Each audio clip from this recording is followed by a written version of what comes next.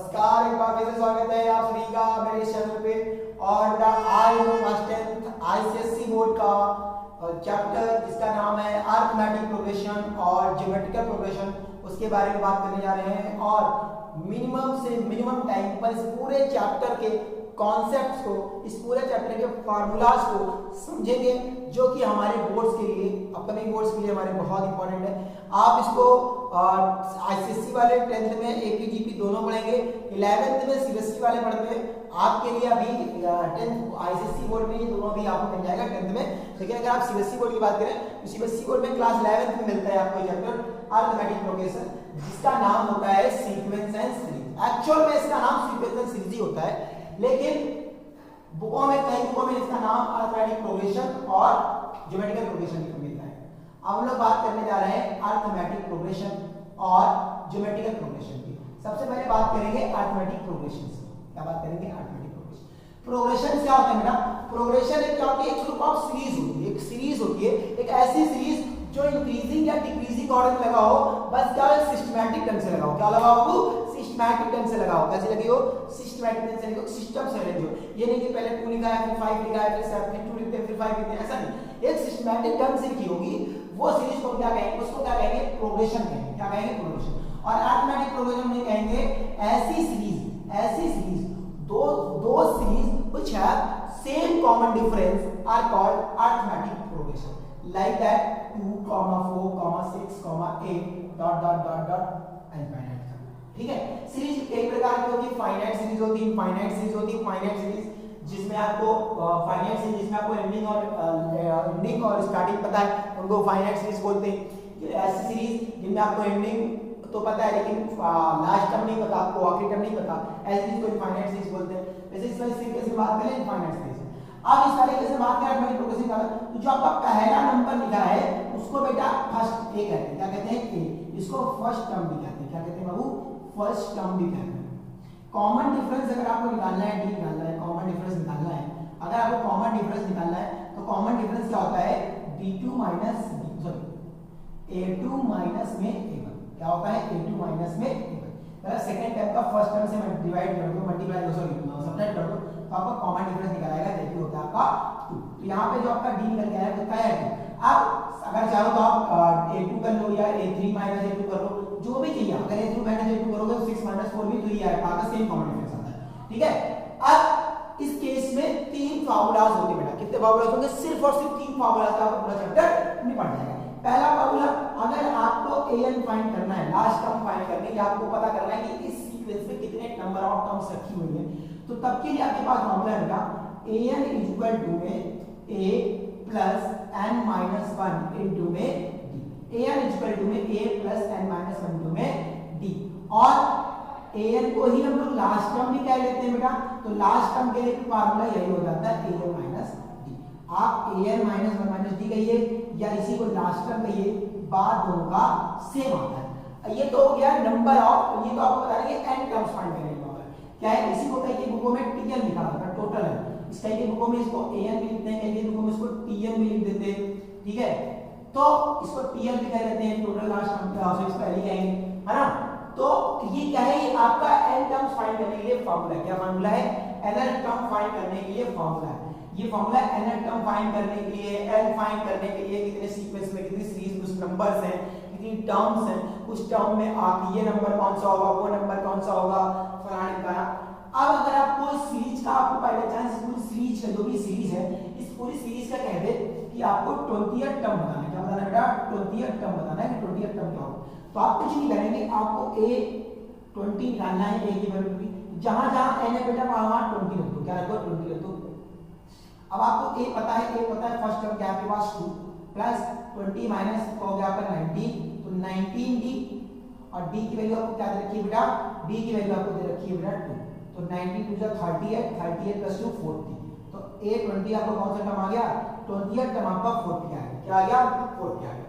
अगर आपको इस सीरीज में बेटा, इस सीरीज का अगर आपको सम निकालना है तो सम निकालने के लिए भी फार्मूला होता है। क्या निकालेंगे? सम निकालने के लिए आपका फार्मूला होता है। यहाँ पर देखो, यहाँ पर जो अपना a1 आया है बेटा, वो फर्स्ट टर्म आया, वो आपका आया है 2, और आपका d आया है आपका 2। सम ऑफ ab's निकालने के लिए फार्मूला होता है, सम निकालने का फार्मूला होता है n/2 ब्रैकेट में 2a plus n minus 1 into में ये फॉर्मूला होता है। या इसको शॉर्ट फॉर्म में कभी कभी ऐसा भी कर सकते हैं बेटा, क्या कह सकते हैं, a प्लस l भी कह सकते हैं। ये कैसे आता है कि अगर आप a इंटू में a पूरी a भी कह लें तो उसको पूरा अगर ये लिख दिया मैंने दोस्तों ब्रैकेट में तो ये पूरा फॉर्मूला वही बन जाता है। इसी को मैंने l बोला था, इसी वजह से यहाँ पे लाया जाता है। तो सम ऑफ n टर्म फाइंड करने के लिए एक फॉर्मूला ये भी हो जाता है। अगर ये वाले केस अगर 20 टर्म है, अगर आपको 20 टर्म्स के लिए सम फाइंड करना है, 20 सम के फाइंड करना है तो h20 n की जगह आप 20 रखेंगे अपॉन में 2a की जगह आप 2 रख देंगे प्लस n माइनस में 20 माइनस 1 इनटू में d आपके पास होगा। तो यहां पर से आपको हो जाएगा 10 इनटू में और 2 जा 4 और ये हो जाएगा बेटा आपका 19 इनटू में d की जगह आप कितना है, d के वन में 2 माना था और ये 2 माना था तो d आया था तो क्या आपका हो गया 32 32 का हो गया 42 19 38 38 और 42 और 42 इनटू में 10 करेंगे आपको तो 420 आपका आंसर निकल आएगा। मतलब जो आपके सम ऑफ 20 टर्म्स होंगे उनके क्या आंसर होगा, 420 ऑप्शन होगा। चलिए ये तो का कांसेप्ट आपका अरिथमेटिक प्रोग्रेशन था जो कि आप 10th में भी पढ़ेंगे। आईसीएसई बोर्ड में तो आईसीएसई बोर्ड तो सब पढ़ेगा, सीबीएसई बोर्ड वाले 10th में इस कांसेप्ट को पढ़ते हैं। अब हम लोग बात करने जा रहे हैं बेटा ज्योमेट्रिकल फॉर्म, क्या बात करने जा रहे हैं, ज्योमेट्रिकल प्रोग्रेशन, जिसे हम लोग जीपी कहते हैं, शॉर्ट फॉर्म में क्या कहते हैं बेटा, जीपी कहते हैं। ऐसी प्रोग्रेशन जिनमें कॉमन रेशियो क्या होता है, सेम होता है। ऐसी प्रोग्रेशन जिनमें कॉमन रेशियो सेम होता है, जैसे 1/2 1/4 1/8 ऐसी टर्म्स इनमें कॉमन रेशियो सेम होता है। अगर मैं इस समय बात करूं तो पहला टर्म मेरे पास क्या हो जाएगा 1/2 और अगर मैं डी बात करूं तो डी निकालने के लिए फार्मूला होता है बेटा, कॉमन रेशियो निकालने के लिए फार्मूला, आर निकालने के लिए फार्मूला होता है second term divided by first term, second term divided by first term. And if you are going to solve this, अगर मैं if you are going to solve this तो divide the sign changes into the multiply and the term is splitted, मतलब उल्टी हो जाएगी वापस से। 2 1 या 2 2 जा 4, तो बेटा कितना आपका आंसर आएगा, आपका कॉमन रेशियो कितना आएगा 1/2। अगर आपको यहां पर n टर्म्स निकालने, क्या निकालने हैं, n टर्म्स निकालने, n टर्म निकालना है, क्या निकालना है, n term. n term find करने के लिए फार्मूला होता है a r की पावर n माइनस 1, r की पावर n माइनस 1 बहुत इंपॉर्टेंट फार्मूला है आपको n टर्म फाइंड करने के लिए, r की पावर n माइनस 1, ठीक है बेटा। चलिए अब जैसे इस वाले केस में अगर मैं करूं 6 टर्म फाइंड करना है, कौन सा पार्ट से, तो आप a6 फाइंड करेंगे, a की जगह आप रखेंगे 1/2, r की जगह रखेंगे 1/2 और n की जगह रखेंगे 6 - 1, तो क्या रखेंगे बेटा 1/2 इनटू में 1/2 की power 5 and that is 1/2 into में 1/2 इनटू में 1/2 इनटू में 1/2 इनटू में 1/2 इतनी बार 5 टाइम्स, बस इसी को सॉल्व करेंगे, दैट इज इसका आंसर आता है 1/6, कितना आता है 1/6। ये तो हो गया आपका नंबर ऑफ टर्म फाइंड करने के लिए फार्मूला, क्या फाइंड करने का फार्मूला हो गया, नंबर ऑफ टर्म्स फाइंड करने के लिए फार्मूला।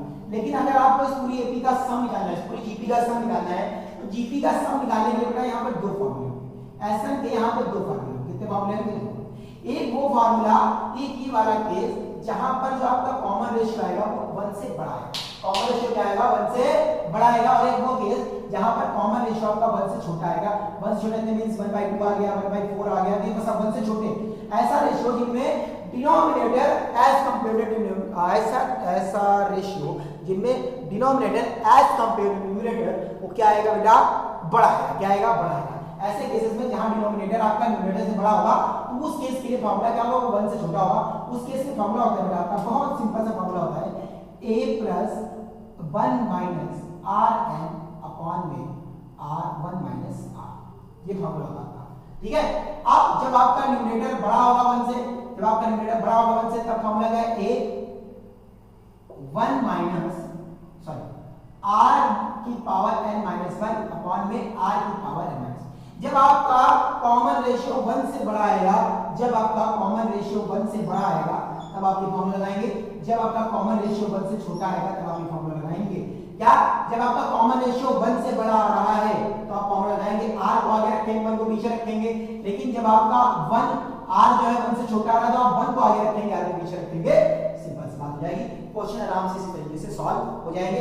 उसी वाले केस की बात कर रहे हैं कि अगर 6 टर्म्स का आपको सम निकालना है, जैसे पावर हो गई 1 6, एक हम लोगों के पास 1/2 निकल गया था उस केस में, और r हम लोगों के पास भी 1/2 था, और n पावर कितनी थी 6 - 1 6 पावर 6 - 1 और अपॉन में 1/2⁻6 -1, इसको पूरा सॉल्व करेंगे, उस तरीके का आपका आंसर करके आ जाएगा।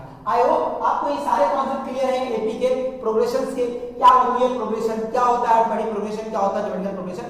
मैंने इस पूरे वीडियो में आपको सारे कॉन्सेप्ट रिवाइज करा दिए हैं, पूरे चैप्टर को रिकैप करा दिया है पूरे मिनिमम से मिनिमम टाइम में। और दूसरी बात, इस चैप्टर से जितने भी फॉर्मूले हैं, 4 फॉर्मूले हैं, चारों के चारों आपको बता दिए, 4 से 5 फॉर्मूले जो बता दिए।